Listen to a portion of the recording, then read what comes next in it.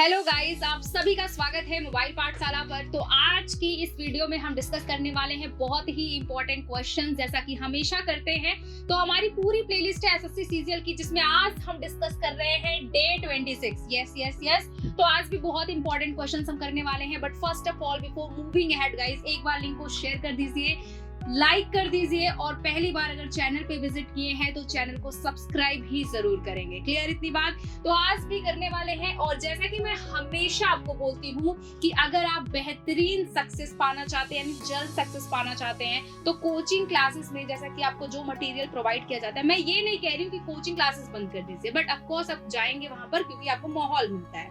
लेकिन आप क्या ये समझ सकते हैं कि जब आप कोचिंग क्लासेस में जाते हैं, 1 महीना 2 महीना 3 महीना आपका एग्जाम डेट नियर आता है और आप एलिमेंट्री चीजों को ही पढ़ रहे होते हैं, कितना टाइम आपका वेस्ट जाता है। आप चीजों को रिपीट करके नहीं देख पाते हैं, समझ नहीं पाते हैं, आपको बहुत सारे डाउट्स हो जाते हैं। बट आप अगर ऑनलाइन मीडियम आप यूज कर रहे हैं, ऑनलाइन मीडियम के थ्रू आप पढ़ने की कोशिश कर रहे हैं, तो आपको बहुत ज्यादा बेनिफिट होने वाला है। वो ये है कि सारे मटेरियल्स आपके पास में है और आप कभी भी उसको पढ़ सकते हैं, समझ सकते हैं। तो ये आपके लिए बहुत ज्यादा जरूरी है गाइस कि अभी आपको जाना होगा mobilepathshala.com पे और तुरंत आपको कोर्सेज एक्सेस करना है। जो भी एग्जाम की आप तैयारी कर रहे हो, आपके लिए सारे कोर्सेज अवेलेबल है। आप mobilepathshala.com पे जाएंगे, कोर्सेज को एक्सेस करेंगे गाइस। और आपके लिए दूसरी जो बहुत जरूरी बात है वो मैं बताऊंगी कि मोबाइल पाठशाला का एप्लीकेशन भी आप डाउनलोड कर सकते हैं। हुई ना ये इंपॉर्टेंट बात? सो मोबाइल पाठशाला का एप्लीकेशन आपके लिए कैसे यूजफुल रहेगा, क्यों रहेगा, आप वहां से भी कोर्सेज को एक्सेस कर सकते हैं। आप वेबसाइट पे mobilepathshala.com, आप जब गूगल करेंगे वेबसाइट आपको मिल जाएगी। कोई भी क्वेरी है इस हमारे चैनल पर, हमारे यूट्यूब चैनल पर आपके लिए वो एक वीडियो है कि आपको कोर्सेज को कैसे एक्सेस करना है, कैसे आपको लॉग इन करना है एज अ स्टूडेंट। तो आप उस वीडियो को एक बार देख लीजिए, आपकी सारी क्वेरीज रिजॉल्व हो जाएंगी। क्लियर इतनी बात? अब आ जाते हैं हम गाइस क्वेश्चन पे। बट बिफोर, आप लाइक कर दीजिए, शेयर कर दीजिए और सब्सक्राइब करना बिल्कुल मत भूलिएगा। देखो, अब आज का हमारा पहला क्वेश्चन है, एरर का क्वेश्चन है गाइस। जैसा कि आपको पता है एसएससी सीजीएल के प्री के एग्जाम में 2 एरर के क्वेश्चंस आएंगे, एक सेंटेंस इंप्रूवमेंट का या 2 सेंटेंस इंप्रूवमेंट का क्वेश्चन आएगा। तो ये दोनों क्वेश्चंस आपके ग्रामर के पूरे रूल्स पे डिपेंड होते हैं, बट आपको कॉन्सेप्चुअली कैसे उसको समझना है हम इस वीडियो के थ्रू हम समझेंगे। ठीक है? तो देखो, यहाँ कॉन्सेप्चुअली कैसे चीजों को समझना है, बस ये समझ लो कि कहता है question, the company has announced, company ने ऐसा अनाउंस्ड किया है। हैज के साथ वर्ब की third form, no doubt here. Has के साथ वर्ब की थर्ड फॉर्म, आ बोनस, एक बोनस अनाउंस किया है। आ बोनस यहाँ पर आपका, ये बोनस आपका नाउन हो जाता है। फिर कहता है फॉर ऑल एम्प्लॉई। आपको पता है ऑल के बाद हमारा दा का यूज होता है स्पेसिफिक चीजों के लिए, तो भाई यहाँ तो हमें दा इंसर्ट करना है, नो डाउट। ठीक है, आगे बढ़ते हैं। हु अचीव, हु यहाँ पर एक रिलेटिव प्रोनाउन है जो आपके एम्प्लॉइज के लिए आया है। ठीक है, कोई बात नहीं है। हु यहाँ रिलेटिव प्रोनाउन है और रिलेटिव प्रोनाउन अपने एंटेसिडेंट को क्वालिफाई करता है, जो कि है एम्प्लॉय, दिक्कत की बात नहीं है। Achieve their sales targets. ठीक है, अब देखो यहाँ देयर यूज किया गया है। देयर क्या होता है? पॉजेसिव एडजेक्टिव होता है। पॉजेसिव एडजेक्टिव ये आपका प्लूरल है। ठीक है, प्लूरल है, तो इसका मतलब ये जिसके लिए आया है वो भी आपका प्लूरल होगा। किसके लिए आया है? तो देयर यहाँ किसकी बात हो रही है? देयर किसकी टारगेट की बात हो रही है? तो एम्प्लॉइज के टारगेट की बात हो रही है। तो यहाँ देखेंगे, यहाँ का देयर प्लूरल है, लेकिन ये एम्प्लॉय तो आपका सिंगुलर है। क्यों भाई? है ना? अब दिक्कत हो गई, ये देयर हटाएंगे कि ये एम्प्लॉइज को प्लूरल करेंगे। तो जाहिर सी बात है, हम सीधा सीधा आ रहे हैं, तो अब किस पार्ट को सही करेंगे? अपने सामने वाले, अपने आगे वाले पार्ट को हम सही करेंगे। तो यानी यहाँ हमारा देयर प्लूरल है, तो यहाँ के एम्प्लॉइज को भी हमें प्लूरल करना है। क्यों? अब पढ़ के देखो एक बार question. The company has announced a bonus for all the employees who achieve their sales targets. Clear इतनी बात? तो क्या हो जाएगा? The employees यहाँ हमें इंसर्ट करना है, the employees, क्योंकि यहाँ देयर है, प्लूरल है, तो एम्प्लॉइज भी हमारा क्या होना चाहिए? प्लूरल होना चाहिए। क्लियर इतनी बात? आ जाते हैं नेक्स्ट पे। और ये भी देख लो, ऑल आया है ना, तो इससे भी तो समझ सकते थे कि सारे कर्मचारियों की बात हो रही है, तो एम्प्लॉय को एम्प्लॉइज होना चाहिए, ना कि एम्प्लॉय होना चाहिए। क्लियर इतनी बात? आ जाता है नेक्स्ट। तो ये एरर कहाँ था? एरर हमारा था, किसमें था? सी पार्ट में था। ठीक है, एम्प्लॉइज होना चाहिए था। नेक्स्ट कह रहा है everyone admires Deepa, everyone singular होता है तो एडमायर्स आया है, दिक्कत की बात नहीं है। Everyone admires Deepa because of her ability, क्योंकि उसकी एबिलिटी, उसकी क्षमता की वजह से लोग उसको एडमायर करते हैं। To generate so good ideas, अब देखो यहाँ एरर क्या हो सकता है। सो हम यूज करते हैं एम्फसाइज के लिए, जब भी हम चीजों को एम्फसाइज करने की बात करते हैं, जोर डालने की बात करते हैं या हाईलाइट करने की बात करते हैं, वहां पर हम सो का यूज करते हैं, ठीक है, या फिर टू का यूज करते हैं, दोनों का यूज कर सकते हैं जब चीजों को एम्फसाइज करने का काम कर रहे हैं। बट दिक्कत यहाँ है कि यहाँ हम सो का यूज नहीं करेंगे, यहाँ हम सच का यूज करेंगे। क्यों? क्योंकि जब हम सेम पर्पज की बात करते हैं, क्यों उसकी तारीफ होती है? उसकी एबिलिटीज की वजह से। सो गुड नहीं करेंगे, उसकी ऐसी एबिलिटीज की वजह से, उसके ऐसे अच्छे आइडियाज की वजह से लोग उसकी तारीफ करते हैं भाई, तो यहाँ सच हो जाएगा, ठीक है। सो हम एम्फसाइज करने की बात करते हैं जब तब करते हैं, लेकिन सच का यहाँ यूज करेंगे जब हम सेम पर्पज की बात करते हैं, ठीक है। अब देखो यहाँ पर सच के साथ में जो आपका कॉन्सेप्ट है वो यही है कि सेम पर्पज की बात करते हैं तब वहां हम सच का यूज करते हैं। अब यहाँ दिक्कत ये है कि सच के साथ में क्या रूल है, तो सच के साथ ये रूल है कि सच के साथ तुरंत एक एडजेक्टिव आएगा और एडजेक्टिव के बाद तुरंत क्या आएगा, एक नाउन आएगा। ये जो आपको पता है कि नाउन ही आता है, एडजेक्टिव के बाद नाउन या प्रोनाउन आता है, ठीक है। अब देखो यहाँ, तो अब यहाँ क्या होना चाहिए, सच होना चाहिए सो की जगह पर, ठीक है, सच कर लीजिए। अच्छा, ये वाला रूल पे आप एक जरा सेंटेंस बिल्ड करके दिखाओ, हमको एक सेंटेंस बना के दिखाओ सच एडजेक्टिव नाउन पे। तो क्या मैं बोल सकती हूँ such a good boy, such a honest person, such an honest person, क्या बोल सकती हूँ मैं? बिल्कुल। तो सच सेम पर्पज के लिए यूज किया जाता है। तो दिक्कत कहाँ थी यहाँ पर? दिक्कत थी सो गुड आइडियाज में, ठीक है। डी पोर्शन में आपका एरर था। नेक्स्ट आ जाते हैं during the flood. During the flood, जब जिस दौरान फ्लड था, जिस दौरान बाढ़ आई थी, शिल्पा के कलीग, शिल्पा के जितने भी कलीग हैं, प्रेड फॉर, उन्होंने प्रे किया, किसके लिए किया? उसकी सेफ्टी के लिए किया। किसकी सेफ्टी के लिए? शिल्पा की सेफ्टी के लिए उसके कलीग्स ने उसके लिए प्रे किया, ठीक है, प्रार्थना करी। तो क्या आपको कोई एरर दिख रहा है? ड्यूरिंग द फ्लड, फ्लड के दौरान शिल्पा के कलीग ने, अपोस्ट्रोफी यूज हुआ है, कोई दिक्कत की बात नहीं है। प्रे किया भाई, अब यहाँ वो भी की सेकेंड फॉर्म है तो कोई दिक्कत नहीं, उन्होंने प्रे किया किसके लिए? उसकी सेफ्टी के लिए किया, कोई दिक्कत नहीं है, सारा सेंटेंस सही है, यानी कि यहाँ क्या होगा, नो एरर होगा, ठीक है। नेक्स्ट आ जाओ। नेक्स्ट क्वेश्चन कहता है management, the management is not willing to make a concession, यानी वो बिल्कुल भी छूट नहीं देना चाहता था, मैनेजमेंट बिल्कुल भी छूट नहीं देना चाहता था to the employees demands. To the employees demands क्या होना चाहिए? The management is not willing to make no concession to the employees demand. किसकी डिमांड की? एम्प्लॉइज की डिमांड की। तो यहाँ एस अपोस्ट्रोफी लगा हुआ है, दिक्कत की बात नहीं है, कह रहा है कि एम्प्लॉइज की डिमांड की, उनकी मांग की। अब देखो मैनेजमेंट यहाँ नाउन है, जिस भी वर्ड के लास्ट में MENT होता है, ये सफिक्स होता है, वो नाउन होता है। मैनेजमेंट ने ऐसा मैनेजमेंट, अब मैनेजमेंट सिंगुलर है तो इज आया है। नॉट विलिंग, आपने एक नॉट यूज कर दिया है, आगे देखो बढ़ो, आपने एक नॉट यूज किया है, फिर आप कह रहे हो कि टू मेक नो, यानी फिर से एक नो को यूज हुआ है।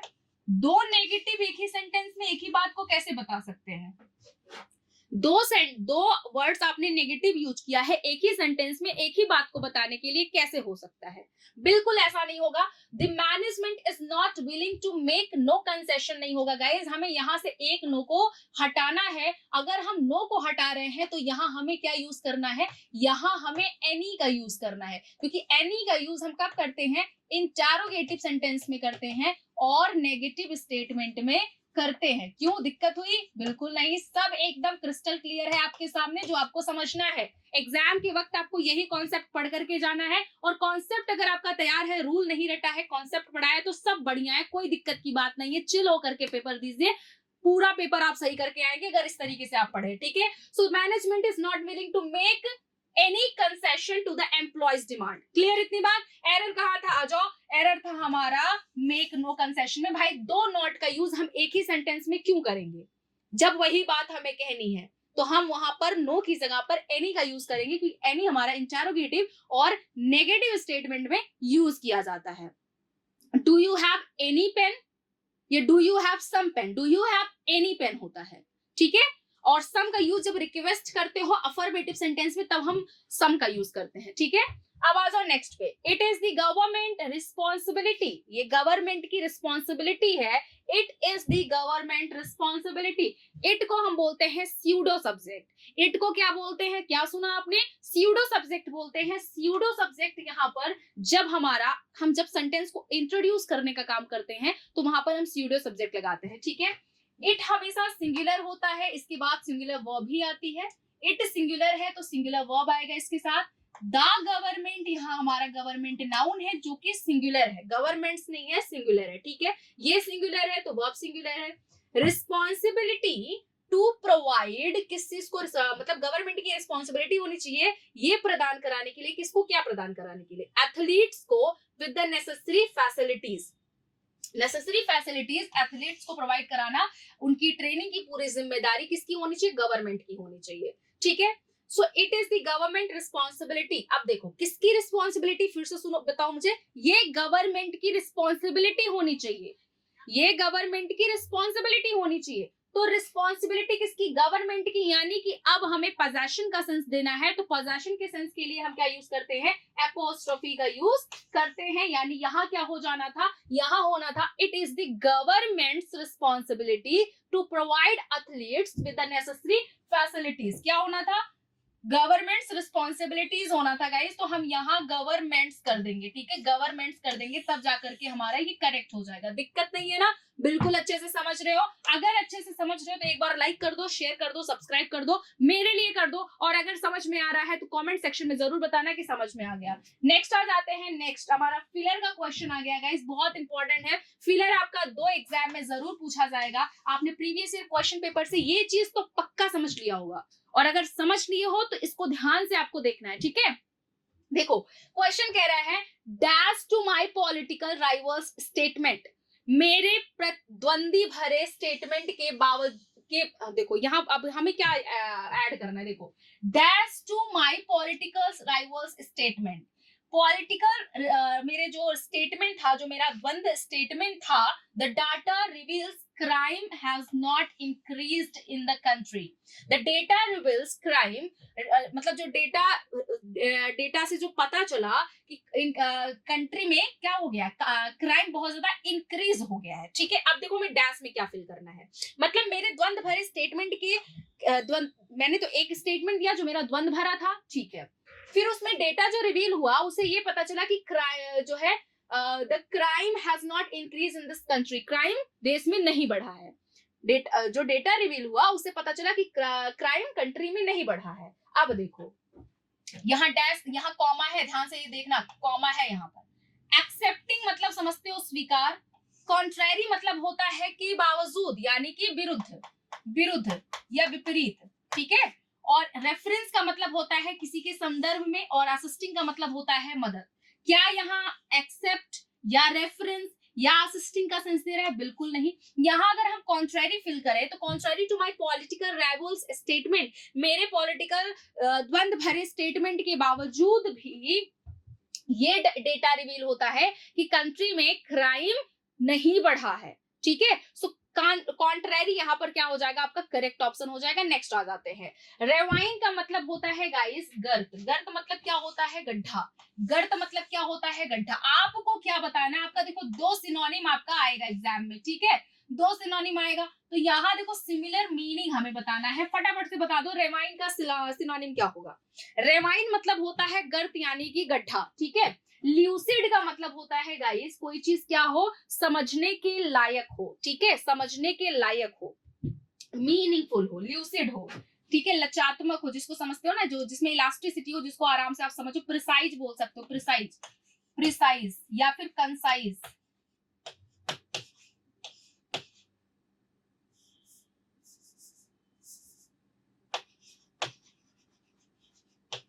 कंसाइज, ठीक है।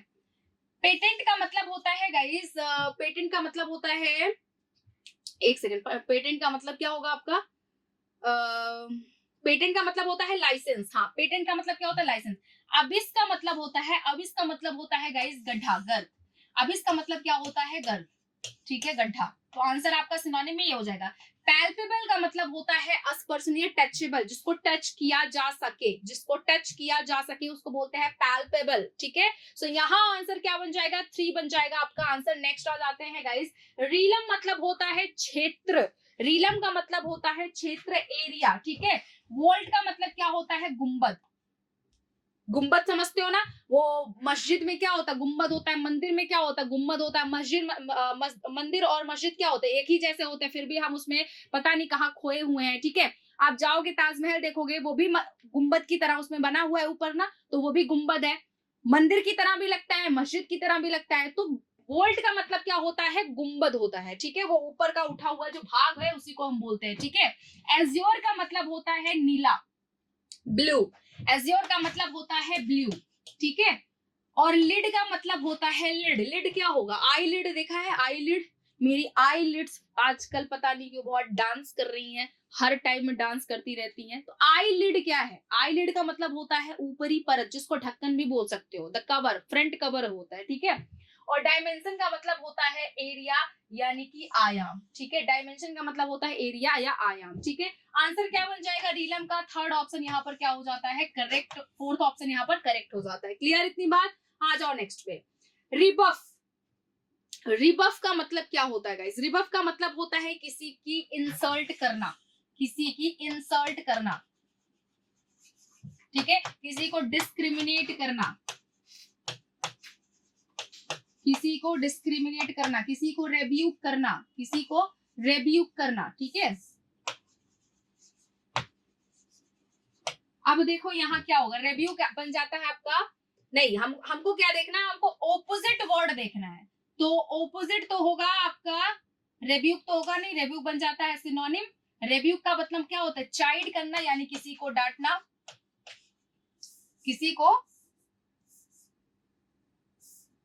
किसी को डांटना, ठीक है।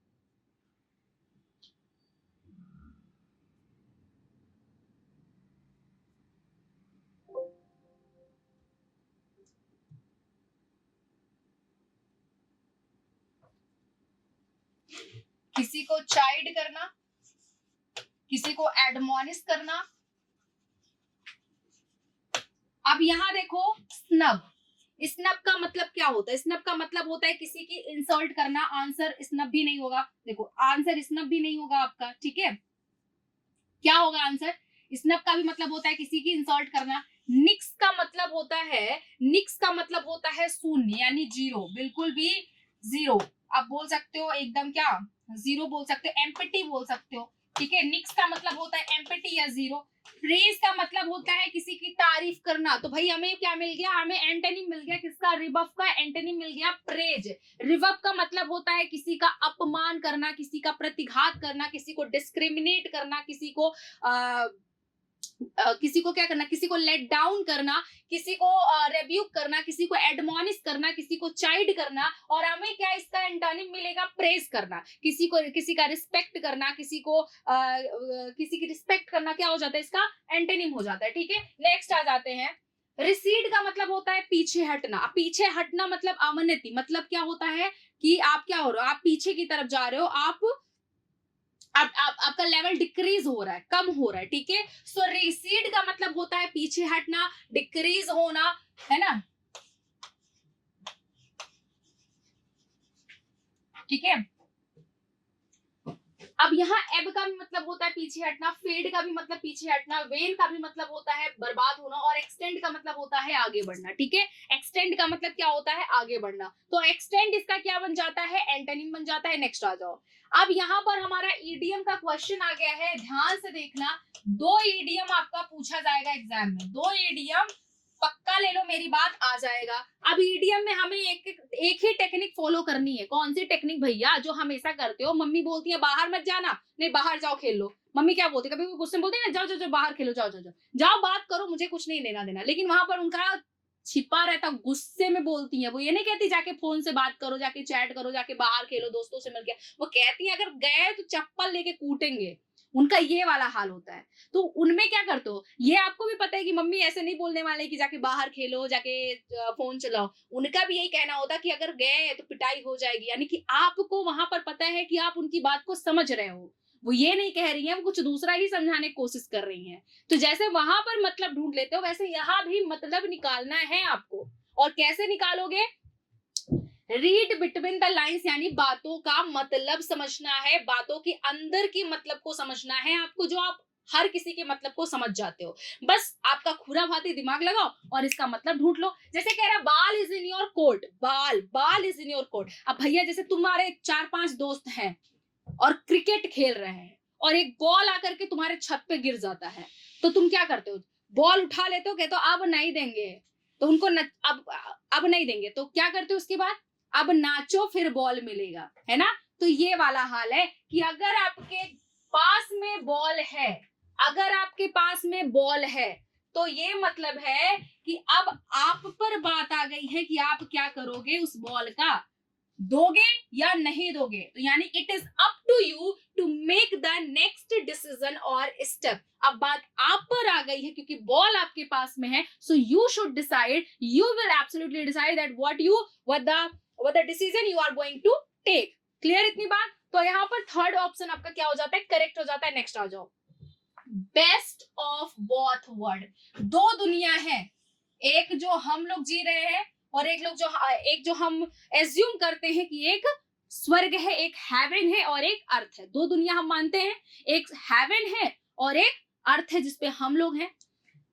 अब देखो यहाँ पर कह रहा है कि बेस्ट ऑफ बोथ वर्ल्ड्स, इसका मतलब अब हमें समझना होगा अपने दिमाग को यूज करके कि हम दो दुनिया की बात कर रहे हैं और दो दुनिया को चलाने वाला जो इंसान है वो होता है ओमनी पोटेंट होता है। क्या होता है,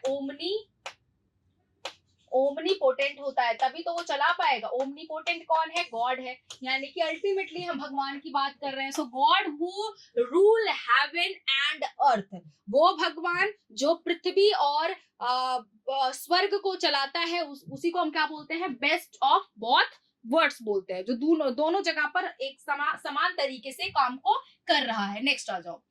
अब हमें क्या करना है, अब हमें यहाँ पर सेंटेंस करेक्ट करना है जो आपके ब्रैकेट में दिया हुआ है। You have to improve these sentences that are in bracket. ठीक है, अब यहाँ है आपका सेंटेंस है, the shoes were very expensive. जो शूज था, देखो यहाँ सूज है ना, इसको सिंगुलर नहीं मानना कभी। मतलब आपको ये समझना होगा कि जो चीजें जोड़े में होती हैं, वो हमेशा प्लूरल होती हैं। चाहे वो आपका सीजर हो गया, चाहे वो आपका पैंट हो गया, चाहे वो ट्राउजर हो गया, चाहे वो स्पेक्टिकल हो गया, या आपका कुछ भी हो गया, जो चीजें जोड़े में होती हैं, टोंग्स हो गया, है ना, कोई भी चीज अगर जोड़े में है तो वो प्लूरल है। तो शूज वर वेरी एक्सपेंसिव, इसी वजह से यहाँ वर दिया हुआ है, very expensive. I couldn't afford to buying. देखो अफोर्ड के साथ में ध्यान से मेरी बात सुन लो, हमेशा V1 आता है। ठीक है, तो यानी कि यहाँ पर क्या हो जाएगा, यहाँ बाइंग है, V4 है, बॉट है, V3 है, तो यहाँ पर आपका होना चाहिए था सेकेंड, यानी टू बाई। ठीक है, the shoes were very expensive, I couldn't afford to buy. इतने शूज एक्सपेंसिव थे कि मैं उसको अफोर्ड नहीं कर सकती थी। ठीक है, आ जाओ नेक्स्ट।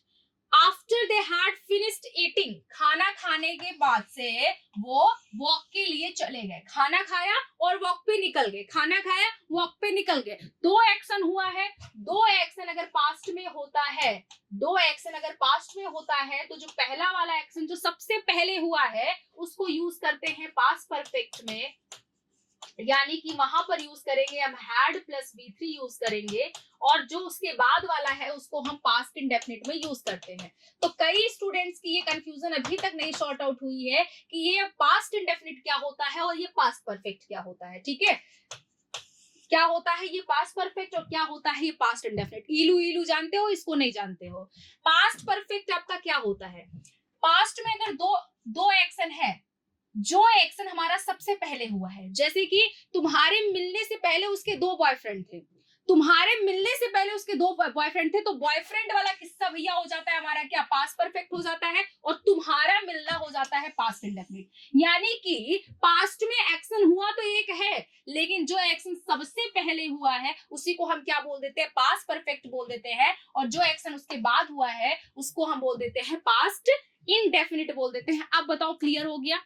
वो डॉक्टर के आने से पहले मरीज मर चुका था, तो डॉक्टर आया, ये भी पास्ट में, मरीज मरा, ये भी पास्ट में, लेकिन डॉक्टर के मरीज के मरने वाला काम पहले हुआ है, उसको यूज करो पास्ट परफेक्ट में। डॉक्टर के आने वाला काम पास्ट में हुआ है, इसको मतलब बाद में हुआ है, तो उसको यूज करो पास्ट इंडेफिनिट में। क्लियर इतनी बात? अब यहां देखो, उसने पहले खाना खाया, पहले उसने खाना खाया, तो कह रहा था कि अब खाना खा ली हूं तो मोटा ना हो जाऊं, तो ये फिर वॉक पे निकल गया। तो यानी जो काम पहले हुआ उसको हैड फिनिश्ड हमने किया, हैड प्लस V3 लगाया, और बाद वाले में पास्ट इंडेफिनिट यूज किया, दिक्कत नहीं है, there will be no improvement at all. Clear इतनी बात? नेक्स्ट आ जाओ। कह रहा है, देखो थर्ड वाला आ रहा है sentence, interrupt a public speaker with derisive और एग्रेसिव कमेंट और अब्यूज। देखो यहां हमें वन वर्ड सब्स्टिट्यूशन बताना है, वन वर्ड का क्वेश्चन है, ठीक है, वन वर्ड का क्वेश्चन है।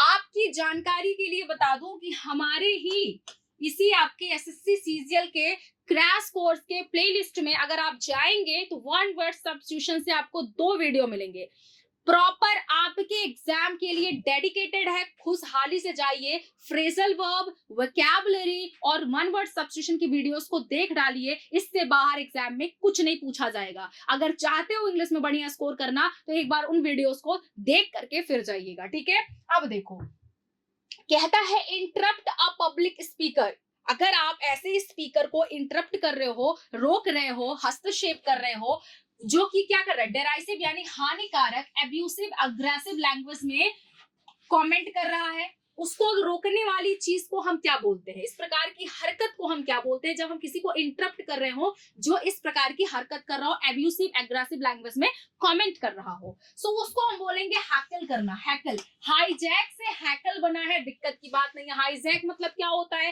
रोक लेना। जब एरोप्लेन को किडनैप किया जाता है तो उसको बोलते हैं हाईजैक। तो यहाँ भी कोई जुबान अपनी एरोप्लेन की तरह चला रहा है, धुआं फेंक रहा है उसमें से, तो उसको हम यहाँ क्या बोल देंगे, हैकल करना बोल देंगे। सूद मतलब होता है गाइस आराम देना, किसी को सूद करना मतलब आराम देना। एले का मतलब क्या होता है, एले का मतलब होता है दूर रहना, मतलब फार्दर, एले का मतलब होता है दूरी, ठीक है।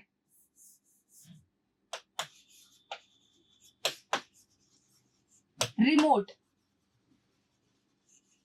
अब आ जाओ, डल्सीफाई का मतलब क्या होता है, डल्सीफाई का मतलब होता है एंटरटेनिंग, स्वीट, बहुत ज्यादा मधुर होना। डल्सीफाई का मतलब होता है एंटरटेनिंग होना, ठीक है, एंटरटेनिंग होना। नेक्स्ट आ जाते हैं, not being what is purports to be, ऐसी कोई चीज जो क्या हो, परपोर्ट्स ना हो, ठीक है।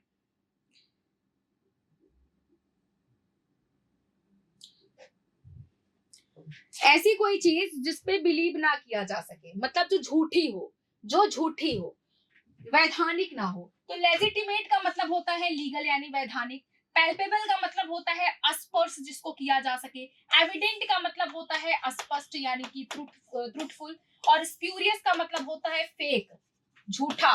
तो यहाँ पर क्या हो जाएगा, स्प्यूरियस हो जाएगा। नेक्स्ट आ जाओ।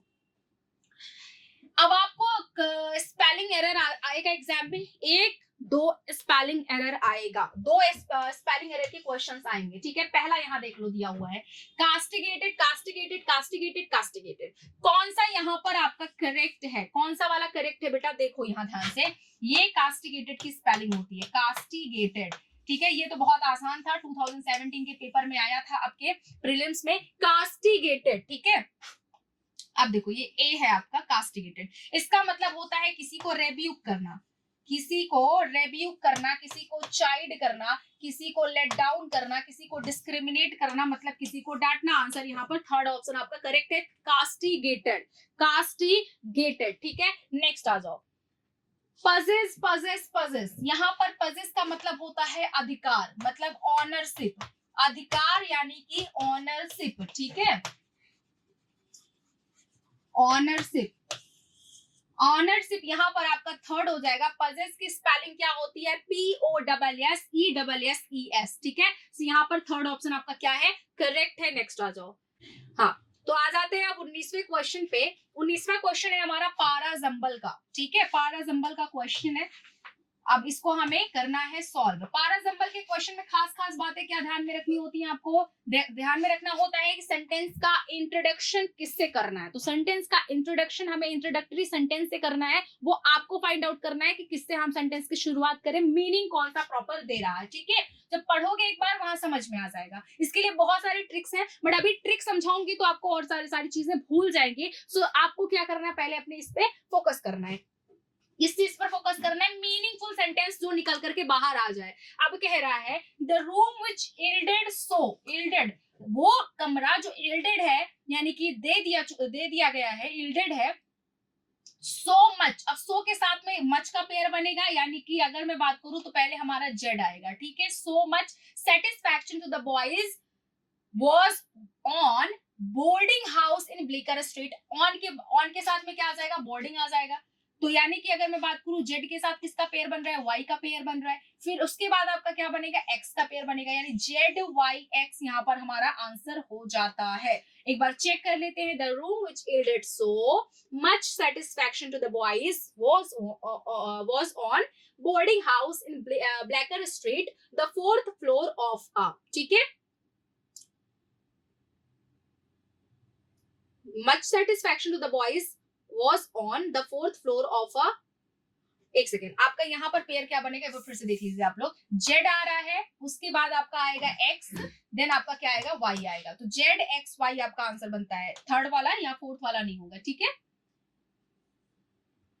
एक बार फिर से पढ़ के देख लीजिए आप लोग। The room which yielded so much satisfaction to the boys was on the 4th floor of a boarding house in Bleecker Street.